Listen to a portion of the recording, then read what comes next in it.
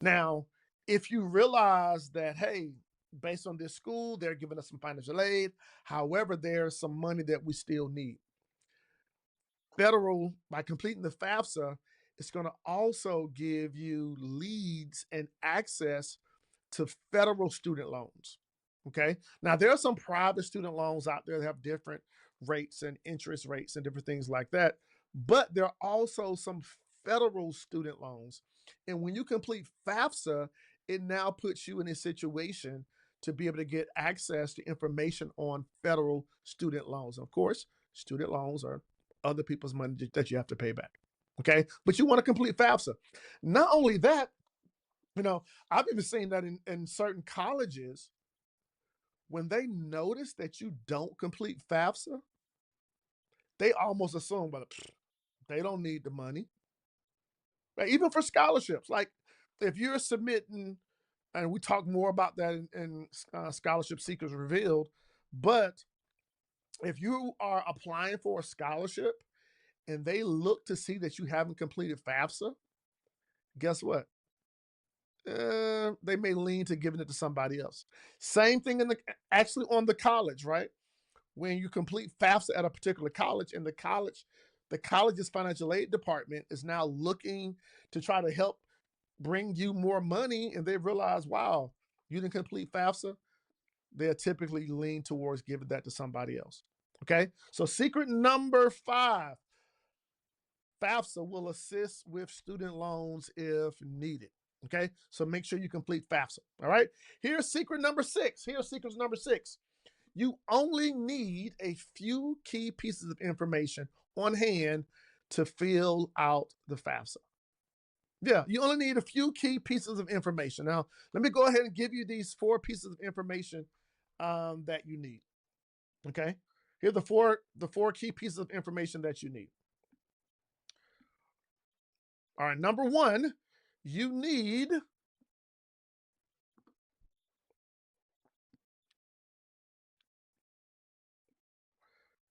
student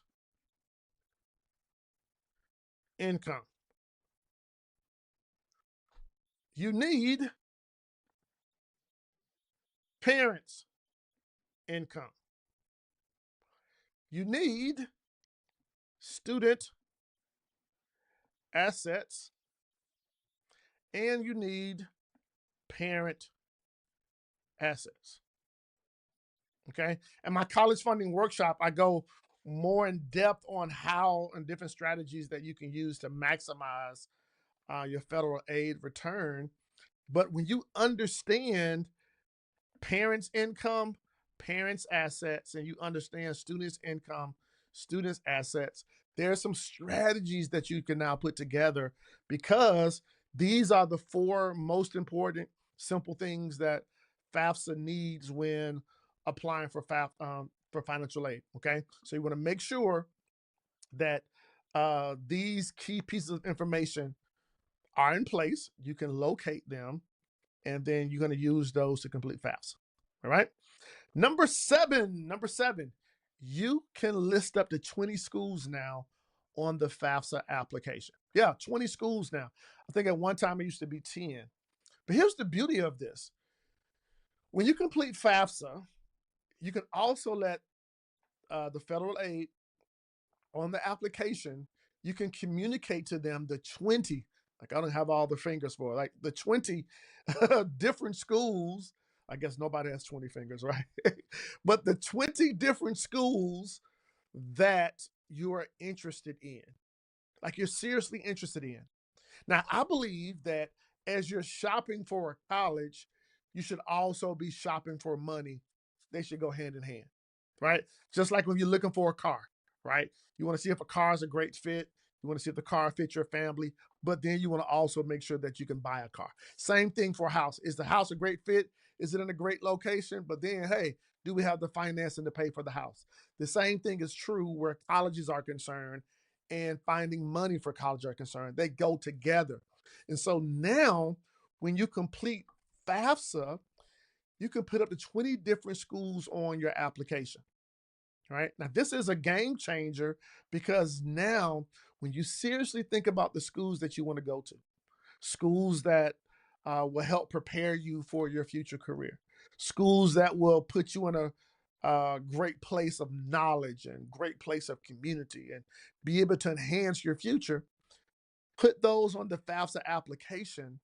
And then once you complete FAFSA, FAFSA will be able to show you and give you what they call a student aid report. And now you can see how much money is available to you for each one of these colleges. And then now you have to make a decision based off of money. You can see, hey, this college, well, the federal aid gives me this much money for this college. However, I need this amount left over. And you can go through that through all 20 schools to now be able to make a wise decision as far as which college you should go to. All right. So, secret number 7, you can list up to 20 schools on the FAFSA application. And here's the 7.25th secret: you must provide tax data transfer consent and approval. So, when you complete the FAFSA, remember there's four pieces of information: students' income, students' assets, parents' income, and parents' assets. Now, part of that in the assets and the income is your tax data information. And so when we say that you now have to provide consent, you got to provide consent and approval for a few different things. So number one, when you complete your taxes, that's now connected to the IRS. We have to give approval and consent that the information in the IRS can now transfer to the FAFSA application. So we got to give approval and consent on that. Then, once the information is in IRS connected to FAFSA and they're now connected, now that the FAFSA has the IRS information, guess what? We have to get a consent and approval that now this information can now be transferred to the college. So the colleges can see what's on the FAFSA and they'll also see what's connected there with the IRS. And then, right, the colleges, they now look at it on their financial aid report to look to see if there are any other scholarships and money that's there.